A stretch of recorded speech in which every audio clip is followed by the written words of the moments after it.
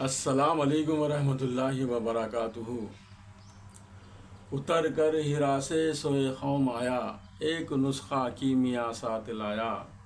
وہ بجلی کا کڑکا تھا یاسوت ہادی، عرب کی زمیں جس نے ساری ہلا دی۔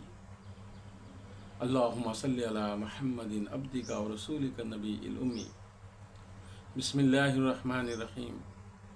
علم اعہد الیکم یا بنی آدم اللہ تعبدوا الشیطان انہ لکم عدو مبین۔ میرے محترم دوستو، اللہ تبارک و تعالیٰ سورہ یاسین کے اندر ارشاد فرماتا ہے، اے ابن آدم کی اولاد، تم شیطان کے بہکاوے میں مت آؤ، کیونکہ شیطان تمہارا کھلا دشمن ہے۔ انہ لکم عدو مبین کہا گیا۔ میرے محترم دوستو، ہم کلام پاک کی تلاوت کرتے اور کلام پاک کو پڑھتے ہیں، ہمارے گھروں میں کلام پاک ہے مسلمانوں کے پاس، لیکن ہے نا کلام پاک کو جو نازل کیا گیا اللہ کے نبی صلی اللہ علیہ وسلم کے قلب مبارک پر، یہ قرآن کی زبان جو ہے عربی ہے۔ قرآن کی زبان کیا ہے؟ عربی ہے۔ کل جنت کے اندر بھی ہماری زبان عربی ہوں گی، ہم عربی میں بات کریں گے، لیکن کلام پاک ہم جب پڑھتے ہیں تو عربی زبان ہمیں سمجھ میں نہیں آتی، تو اسی لیے کلام پاک کو ہے نا ترجمے والی کلام پاک جو ہوتی ہے اس کو لے کے ایک ایک رکوع پڑھ کے اس کا ترجمہ اچھی طریقے سے سمجھنا ہے۔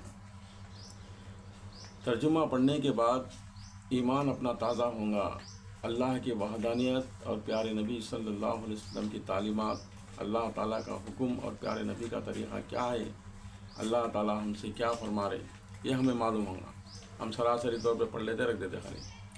تو میرے محترم دوستو، اللہ تبارک و تعالیٰ کلام پاک میں ارشاد فرماتا ہے کہ شیطان تمہارا کھلا دشمن ہے، شیطان کے بہکاوے میں مت آؤ۔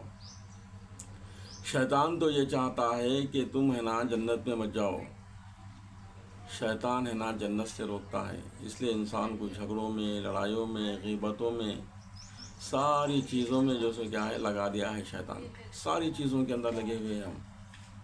اسی لیے کہا گیا ہے کہ سونے سے پہلے استغفار کرو، چلتے پھرتے استغفار پڑھو، ذکر و اذکار سے تمہاری زبان تر ہو، کیوں کہا گیا ہے؟ تو میرے محترم دوستو، اللہ تبارک و تعالیٰ صاف کھلے الفاظ میں بیان فرما دیے کہ شیطان کے بہکاوے میں مت آؤ۔ اب شیطان کیا ہے؟ شیطان ہے نا جنت میں تھا، شیطان فرشتوں کا سردار تھا، فرشتوں کا معلم تھا، فرشتوں کو تعلیم دیتا تھا۔ جنت کے اندر شیطان کا نام عزازیل تھا، عزازیل نام تھا اس کا، لیکن اللہ کی لعنت ہوئی، اللہ تبارک تعالیٰ اس کو لعنت کر کے زمین پہ بھیج دیے، یہاں سے شیطان بن گیا ابلیس۔ ابلیس کے معنی سب کو بہکانے والا۔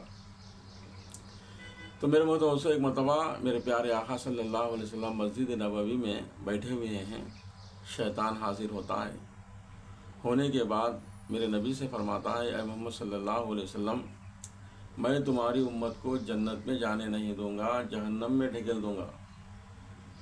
تو آپ صلی اللہ علیہ وسلم فرمائے، اگر میری امت میں جتنے بھی لوگ ہیں، قیامت تک آنے والے جتنے لوگ میری امت کے اندر ہیں، کیونکہ اللہ تبارک و تعالیٰ پورے انسانوں کے لیے اللہ کے نبی صلی اللہ علیہ وسلم کو نبی بنا کے بھیجا اور رحمت والے بنا کے بھیجے اللہ تبارک و تعالیٰ ہمارے نبی کو، وما ارسلناک الا رحمۃ للعالمین کہا گیا، سارے عالم کے لیے رحمت ہے میرے نبی۔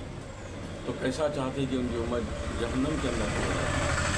تو کہنے لگے کہ میری امت اگر ایک مرتبہ استغفار پڑھیں گی، اپنے گناہوں سے معافی مانگیں گی، تو میرے اللہ ہے نا میری امت کے گناہوں کو معاف کر دیں گے۔ تو شیطان کہنے لگا مجھے اور اللہ کے نبی صلی اللہ علیہ وسلم فرمائے کہ میری امت کا تو مسئلہ الگ ہے، ایک مرتبہ استغفار پڑھ لیے، اللہ کے سامنے گڑ گڑائے تو معاف کر دیں گے، لیکن تیرا کیا حال ہوگا، ہے نا؟ کیا حال ہوگا سانبا تیرا، اے سانبا تیرا کیا حال ہوگا؟ تو میرے محترم دوستو، شیطان کہنے لگا کہ اے نبی، میرے پاس ہے نا ایک آیت ہے، دعا ہے عربی میں وہ دعا کو قیامت سے پہلے پڑھ لیتا ہوں اور میں جنت میں چلے آتا ہوں والا۔ اب اللہ کے نبی صلی اللہ علیہ وسلم فرمائے کہ ساری زندگی امت کو بھٹکا رہا، لوگوں کو بھٹکا رہا اور جنت میں جانے کی بات کر رہا۔ تھوڑا افسوس میں بیٹھ گئے آپ صلی اللہ علیہ وسلم۔ اللہ تبارک و تعالیٰ کو گوارا نہیں ہوا کہ میرے نبی ہے نا افسوس میں بیٹھے۔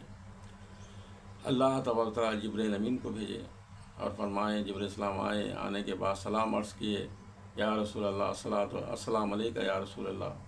پھر اس کے بعد کہنے لگے کہ محمد صلی اللہ علیہ وسلم اللہ تعالیٰ نے مجھے بھیجے ہیں، آپ پریشان مت ہو شیطان کی باتوں میں، کیونکہ شیطان کو ہے نا قیامت سے پہلے جو دعا یاد ہے اللہ تعالیٰ اس کی زبان سے وہ دعاؤں کو بھی چھین لیں گے اور شیطان جہنم میں جائے گا۔